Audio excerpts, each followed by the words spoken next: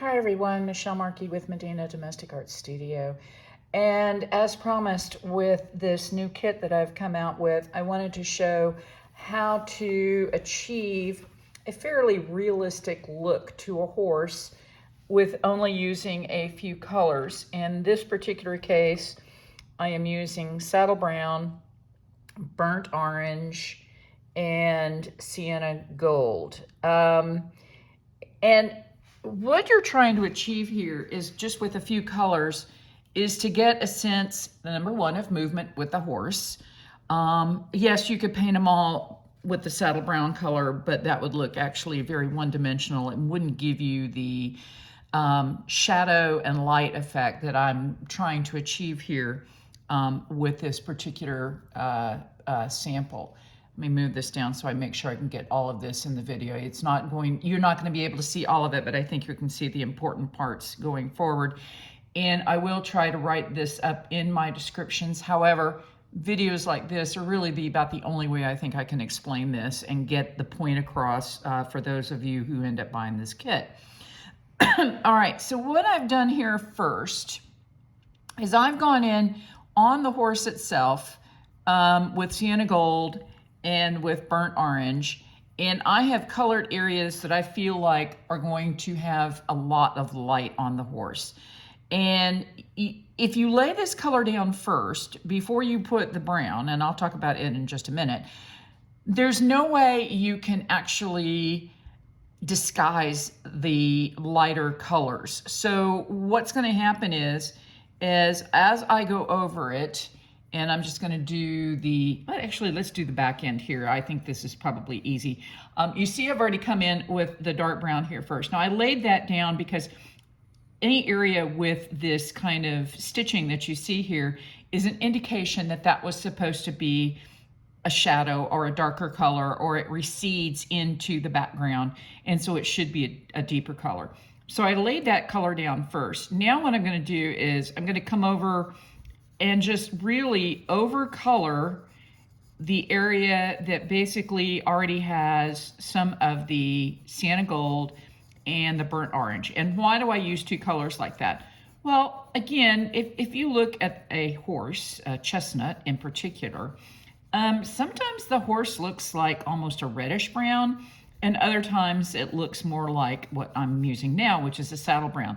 And notice I'm trying to follow the direction of the stitching itself. But as I color over it, you can see that the color stays light in the areas that I want it to stay light. And then like up here where I'm stitching in the stitch line, as I stitch harder, where I did not put any of the gold, it actually stays more of the deep brown color that it is supposed to be. So again, I'm just going to continue to color over this. And just what I do is when I'm coloring a large area with Inktense pencils, I kind of choose to use the side rather than a point down, and just kind of continue to color over it. You do want to try to minimize the amount of strokes, marks, and that's hard sometimes, particularly with Inktense pencils. But you do want to try to keep the shading to just this, for lack of a better term, a shade rather than a stroke. So as you can see, like right here, while I'm coloring with the side, it doesn't actually color a stroke, but it just kind of shades the color. And there, see, as you can see, it's showing that the horse's flank is kind of more in the light. The sun is shining. That's what I'm anticipating with this picture, is that the sun is shining, the girl is out having a wonderful ride on her horse. And then as I come along here to the belly, of course, will be kind of underneath. It won't really be as heavily in the sunlight as, say, the upper flank of the rear end of the flank of the horse is, and so it would actually take on a deeper color. And then all I'm going to do with fabric medium, I'm not going to try to color this whole thing for you on film. That would be boring, and I think you get the point, is I would just blend as much as possible. Now, before I shut the video down, I want to talk about this back area right here. Now, I colored very, very heavily. As you can see, in fact, I'll go over it even some more, because obviously the underbelly of the leg is in the background, and you want to have a nice stark contrast to the leg that's in front here. So again, I color it with a single color of saddle brown. And then this leg right here, again, it already has some gold and some burnt orange laid down.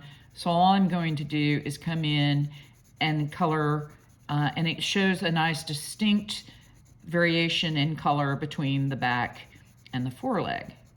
So I hope this helps.